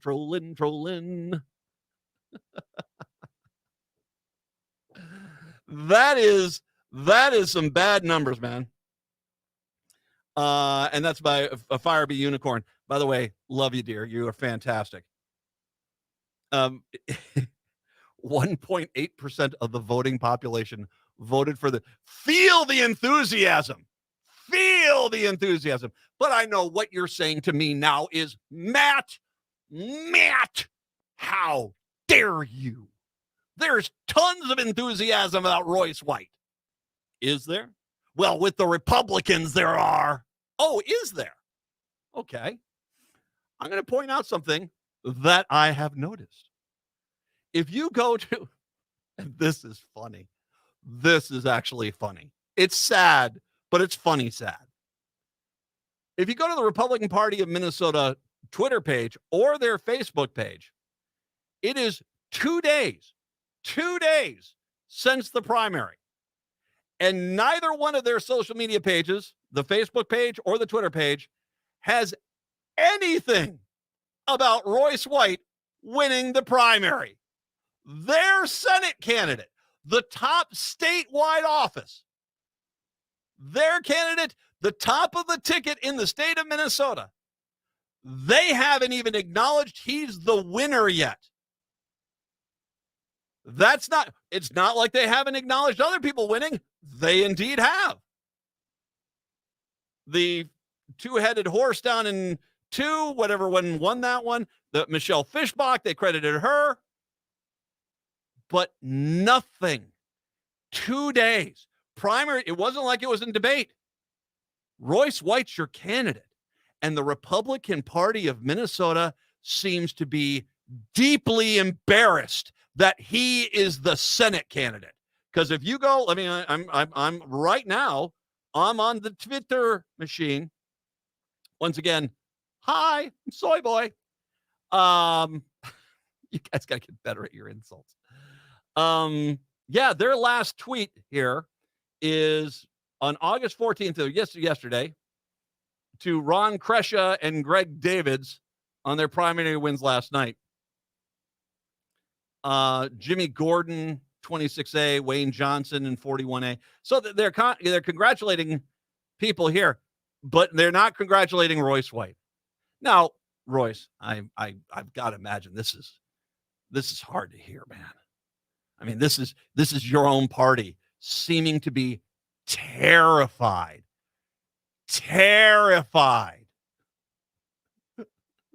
of associating themselves with you. How dare they? Have you called them commies yet today? Royce? Have you laid the soy boy out at them yet? Come on. I'm starting to think they might be a little embarrassed that you're the Senate candidate. But I'll let you figure that out, because once again, that's not my lie. That's their social media pages as of right now.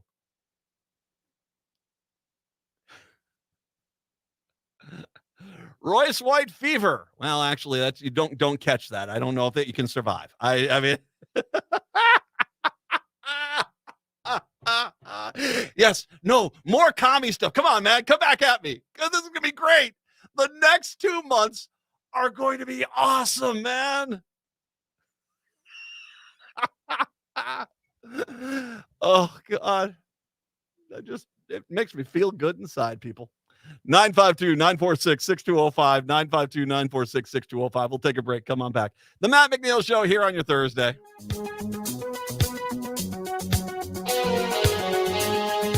Hey, it's Patrick. This is one of everybody's least favorite things to hear, but we're heading into the home stretch of summer.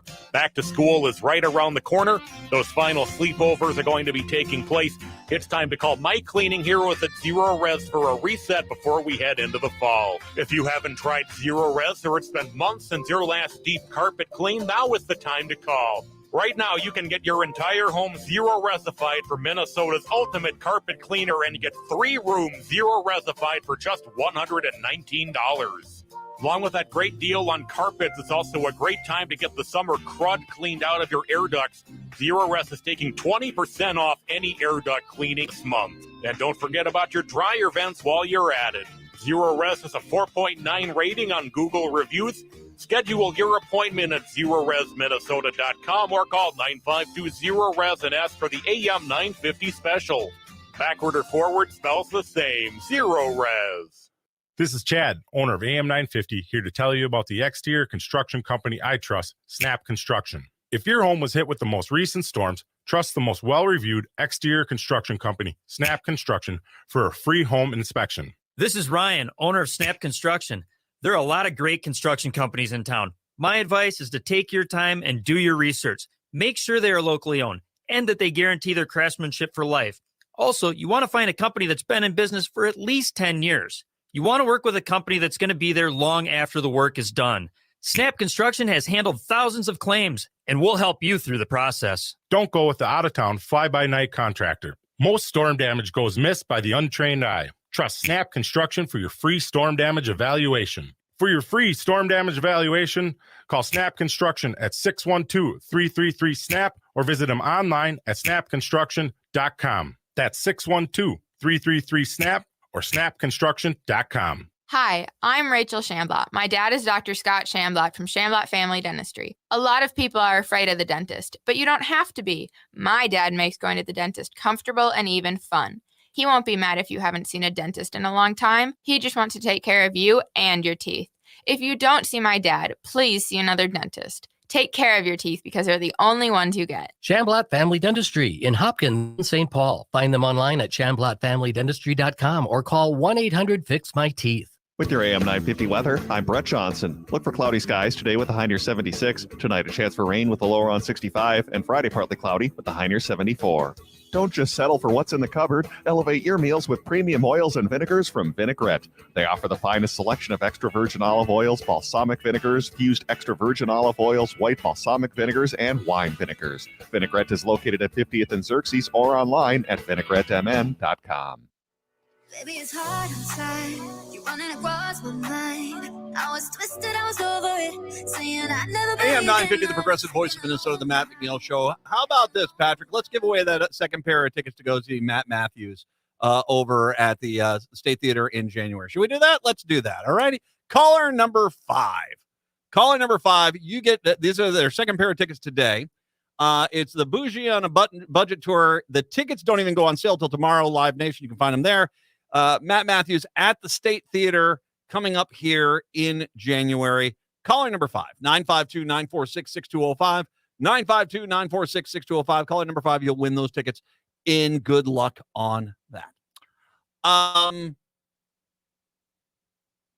want to bring up a story here because there's been an update on the lawsuit with the Fleet Farm in regards to the straw purchasers, because the straw purchasing has been a problem.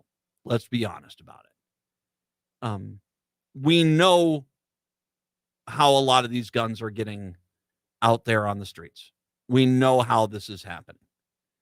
That, it's this mentality that, there's the Republican narrative that it's street gangs like jumping a truck of guns like it's a 1920s radio serial. And they're getting the guns. We got to get them, and then we got to distribute them on the streets. No.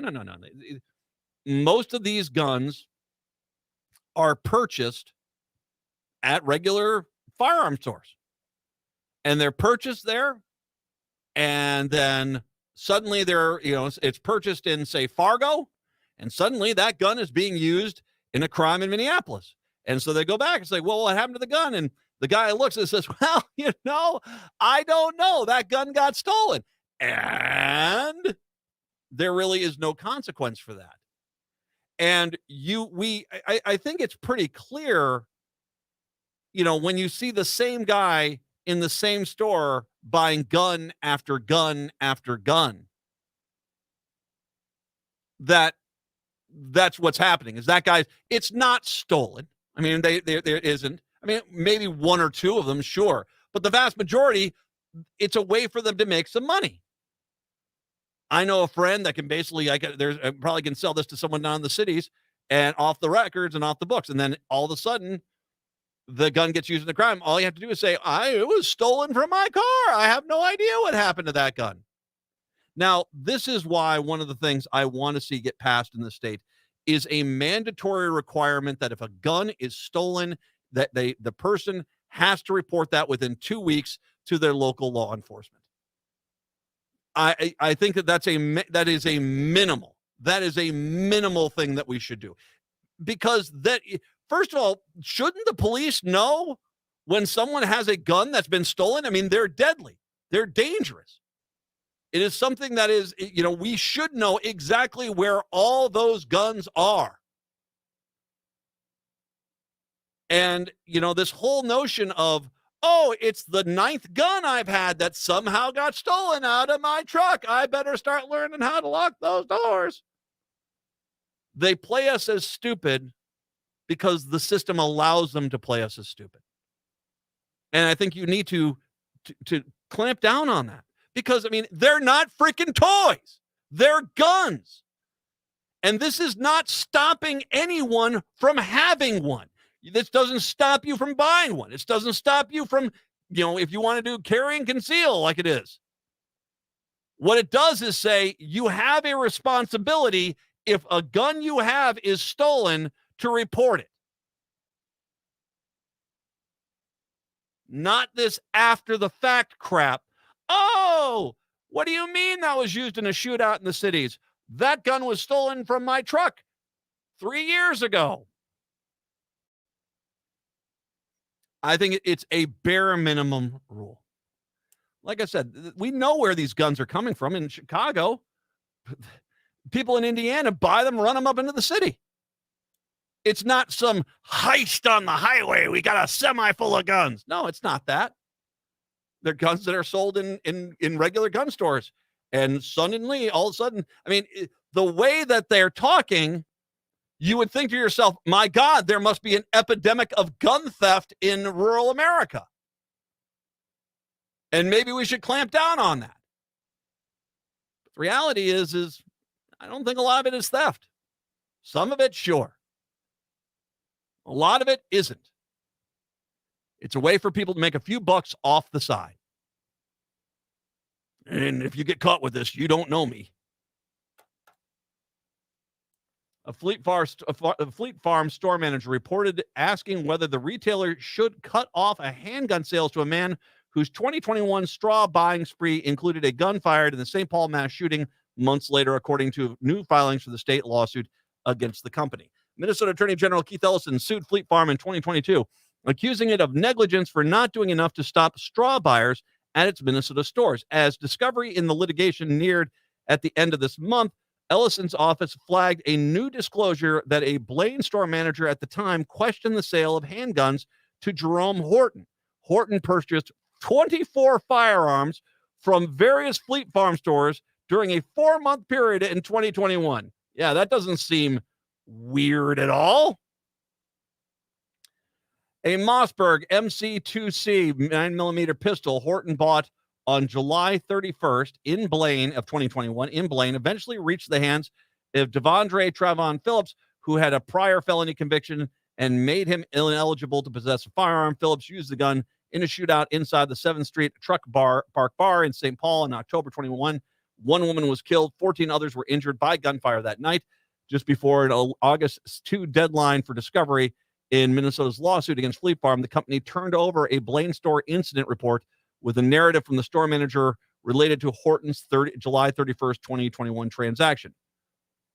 The detailed incident report demonstrates that Fleet Farm knew or should have known that Horton was a straw buyer by at least July 31st, 2021, halfway through Horton's straw buying spree, and failed to take action to prevent future purchases by Horton, wrote Assistant Attorney General Catherine Morkey in a recent motion asking the judge to order more discovery from Fleet Farm. Horton and Sarah Elwood were named in the lawsuits as two people since convicted of federal felonies related to buying dozens of firearms at Fleet Farm stores that quickly transferred to people prohibited from possessing guns. Gee willikers, I don't know where those 24 guns were. I just left them on the front seat of my car. Scum. I'm sorry. I am tired of this epidemic of gun violence. These people are scum. And the people that enabled this to happen are freaking scum. Oh, Matt, the gun didn't kill anyone. No, fine. You want to say that, but the gun got in the person's hands somehow, didn't it? And the right wing in this country, the gun kooks of this country, have this narrative that it was just an innocent gun in the car and that big black guy came and stole it. That's your narrative. That's what you guys run with. The reality is that doesn't happen. It's them freely taking them and selling them into the inner city to people that should not have these guns, off the record. And then they're used to gun people down. For God's sakes, if you are a responsible gun owner, you yourself should want to see an end to this facade of a joke. Someone walks into your stores and buys 24 guns, and you guys are like, maybe we need to give you a bulk discount. I mean, come on, man.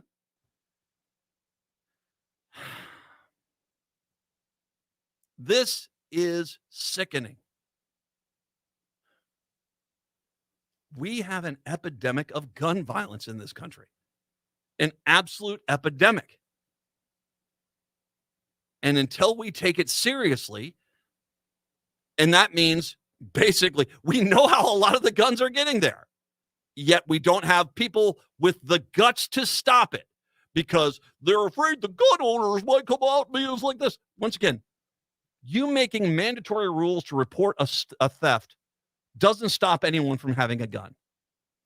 You basically, it should have set, even for the most pro Second Amendment person, it should set off flags like you wouldn't believe that over a 2 or 3 month period, people are going to various stores within a chain within an area to buy as many guns as possible. This has to stop. I mean, this has to stop. Andrew Davis, an attorney representing Fleet Farm, wrote in a memo this week during the arguing against Minnesota's request to expand discovery that the incident report was written by a former Blaine store operations manager in late February 2022 regarding his recollection of the July 31st transaction.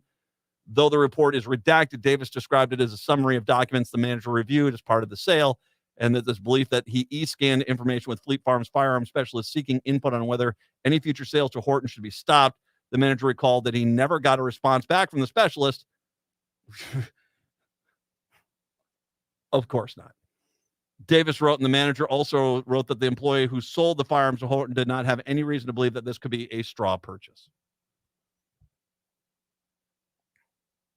You see, as everyone wants to play stupid. How are we supposed to know the guy that was buying 24 guns from us was doing straw purchases? How was I supposed to know that the gun that I sold on the street was going to be used to kill people? How am I supposed to know where my gun went? It's one or the other. Either we take these damn things seriously or we don't. I've got 3 Generation Z kids. I've talked about this before. All of them, their generation has had it with guns. They have. And I hope to live to see the day that enough of them get into Congress that are going to put in common sense gun regulations that do not violate the First or the Second Amendment in any capacity to basically end this epidemic of gun violence without the mentality of, well, everybody should have a gun on them at all times, safety off, finger on the trigger, round in the chamber, ready to shoot because that's the safest America we could possibly have. No, it's not. We know the guns are coming from stores. We know that the guns are basically they're a handful of individuals are buying them and they're selling them in the cities to people that they know that they're doing this specifically because, it's not a gun raffle at the local VFW or something like that.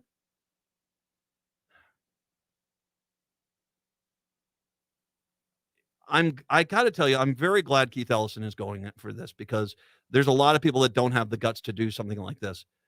But by doing this, and when you look at the number of firearms that were walking out of Fleet Farm to the same people, we have rules here on the station, and I'll get to the winner here in just a second. But we have rules here on the station that if you've just recently won, you can't win again soon.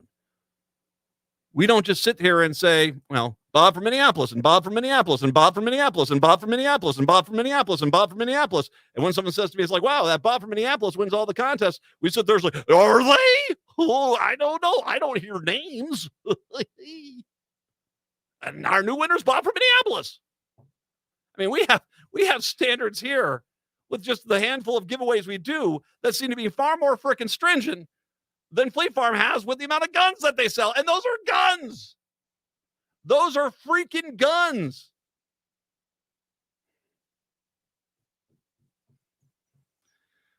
We know how this is happening. We know exactly how it's happening. But, what do we get? Matt, you don't understand country life, Matt. Oh, I understand death. I was in the military, fired weapons for the U.S. Army. I understand what those things can do. I understand that, we do have a Second Amendment here. I've talked many times. I have no problem with hunting weapons, actual hunting weapons. I have no problems if you'd want to carry a personal firearm. I wouldn't do so, but that's up to you. But it's these weapons that when someone sat down with a piece of paper and a pencil to design them, they were designed with one purpose: to kill as many human beings as fast and as quickly as possible. And the common sense that we have to turn off to say, let's flood the streets of those, is inexcusable. Absolutely. Patrick, speaking of winners and our standards here, who is the winner of those second pair of tickets to Matt Matthews? Congratulations to Brian in Minneapolis. You're going to see Matt Matthews. I thought you said Bob in Minneapolis. I would have laughed and laughed. That would have been pretty funny, wouldn't it? Brian in Minneapolis. Brian, congratulations. Matt Matthews tickets, once again, they go on sale tomorrow. Don't worry, I got 2 more pairs to give away tomorrow. Listen for your chance to win. If you want to get tickets on your own, Live Nation has them for sale starting tomorrow morning.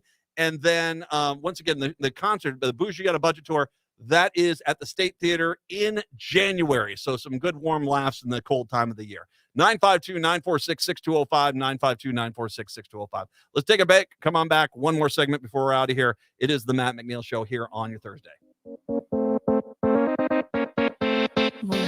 Hi, this is Frank Brown of Minuteman Press Uptown with a question for our local leaders. How do you reward your employees? How do you appreciate your business partners? Thousands of local organizations just like yours count on Minuteman Uptown for promotional products. We craft custom awards and plaques.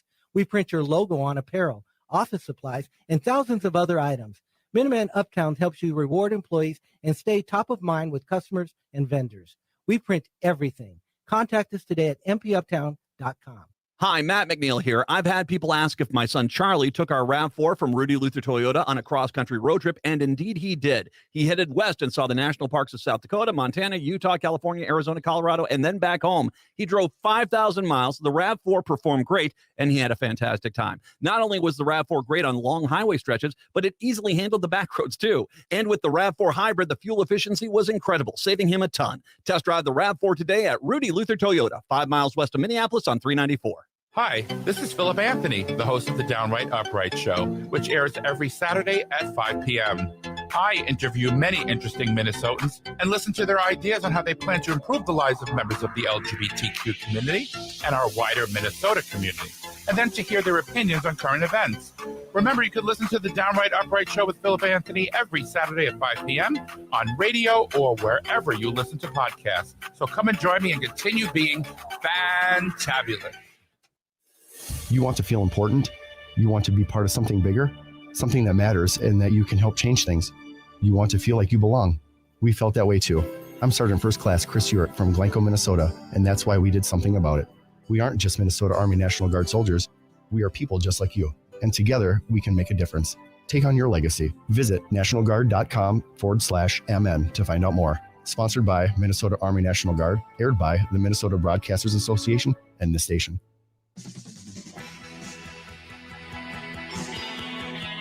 AM 950, the Progressive Voice of Minnesota, the Matt McNeil Show. Shout out to Racket, who has a very interesting article here about what climate change is going to look like here in Minnesota. Now, one of the things, like I said, when I was out in California, One of the things that was crazy, man, was that in the San Joaquin Valley, the 107, 108, 109 every single day. Now, we're not talking about the Mojave Desert. We're talking about areas that generally are in the 90s. I mean, it's still pretty warm, but not, 10, 15 degrees over every day. It was brutal. Minnesota isn't known for its hot weather. Nonetheless, we're deep in the dog days, and stepping outside sometimes feels like a sauna. This morning was humid. God, you notice that? Ugh. Ugh. While other areas have it much worse, hot weather here can still be dangerous. According to the National Weather Service, 19 Minnesotans have died from heat and humidity since 1990, which makes extreme heat Minnesota's third deadliest weather phenomenon in that period after tornadoes and flooding. FEMA defines extreme heat as 2 or more days where the temperatures are above 90 degrees. Safety guidance is generally based on the heat index, a combination of heat and humidity that's designated to measure what the actually feels like outside. For example, around 5 p.m. on August 2nd, 2024, the temperature in Minneapolis-St. Paul Airport was 90 degrees. The humidity was at 45, so the heat index was 93. At that level, the National Oceanic and Atmospheric Administration advises extreme caution. The second lowest of 4 levels at risk, pointing that if you're outside for a long period of time, physically active, you could suffer from stroke, cramps, or exhaustion. By the way, and once again, speaking of California, you see another person died out in Death Valley, just being in Death Valley. Ugh. In Minnesota, we should be more worried about chronic heat than one day with remarkably high temperatures, though. So that's how it's going to manifest itself here. It's not going to be days where we're spiking out at 104, 105. It's going to be just consistent warmth that we've not yet generally had. The number of days above 95 degrees is actually not going up. In many places, it's going down, says Road Temps Midwest. So it's important to distinguish between chronic heating and those bursts at the most extreme heat. While our hottest days are not going to be as dramatic as Phoenix, heat can still be a threat to the Twin Cities, and impacts are not distributed equally. People who are younger, under 5, pregnant, older populations have a harder time regulating their body temperatures. And meteorologists with the Minnesota Department of Health. But then there are also people who are more at risk because of their outside weather. With outdoor workers, we found that males, especially 15 to 34, have higher rates of heat-related emergency visits. Once again, when it was 105, 106 outside the car, I was watching people work on the roads out there. God. Your job isn't your only social factor that can affect your risk of heat-related illnesses. There's also the design of our cities, referred to as urban heat islands. Human-built structures like roads and buildings absorb and then emit heat in ways that are less likely to happen near areas with trees and bodies of water. If you spend time traveling around Minneapolis, you'll notice that certain cooler neighborhoods, usually wealthier ones, have more greenery. I noticed in Vegas, dear gosh, you walk down the streets and it just feels like you're an egg on a griddle in Vegas. What ended up happening in Minneapolis is the surrounding area and those disinvested areas attracted a lot of development that was very land hungry. You could see huge freeways that could be developed from the 1950s and onward. I'm thinking about places like, for example, like Cedar Riverside. Other examples of land hungry developments are big box stores, parking lots, and many apartment buildings. You start seeing the complexes of asphalt and concrete showing up. These are hard landscapes, and then they amplify temperatures when they get hot. Another way to alleviate the effects of high temperatures is to construct buildings in ways that accommodate more greenery. Having reflective roofing or white roofs is one of the things that have been implemented to mitigate urban heat islands. Another one is green roofs. I've seen that. Well, first of all, Target Center. At Target Center, when I was doing open doors and was up in the IDS building, you can see down. They got a lovely greenery on top of Target Center over there, and there are other buildings downtown that have that as well. It creates a lovely spot on the roof, and it dissipates the heat. We have in our neighborhood, one of our neighbors lost one of their big trees, and they're planting ivy on their house. And I've always said, "Oh, isn't that a bad thing?" But what she said is, no. What happens is the ivy can cool a house down up to 10 degrees. I didn't realize that. That just letting a house, put that pretty ivy on it, that actually can help out. So, something to think about. You ever flown out of Terminal 2 at MSP? There's pretty spectacular green roof there as well. Apartment projects should also consider cooling your roofs for room for vegetation instead of doing as currently done now with multifamily residential, where you have often create a horseshoe design to slap a big asphalt parking lot in the middle. What if you were to do a little more on the European design, which is essentially green space in the center and the perimeter of the city block that has development? It's not a bad idea. As a matter of fact, a lot of older cities older blocks in older cities, they have that. And it's absolutely freaking adorable. New Orleans, if you go down there, you go and they'll have buildings on the outside and a green space in the middle, which, they're freaking intoxicating. Those are very cool places. So some good ideas there. But once again, what we have to anticipate is that Minneapolis, St. Paul might not see the heat spikes, but what we're going to see is just a general roasting. And frankly, I'm not good with butter and garlic. Okay, let's just be honest about it. Little things we can do. Native Roots Radio is coming up. Have a good one. We are back on a Friday. Till then, see ya. Hi, I'm Scott Shambot from Shambot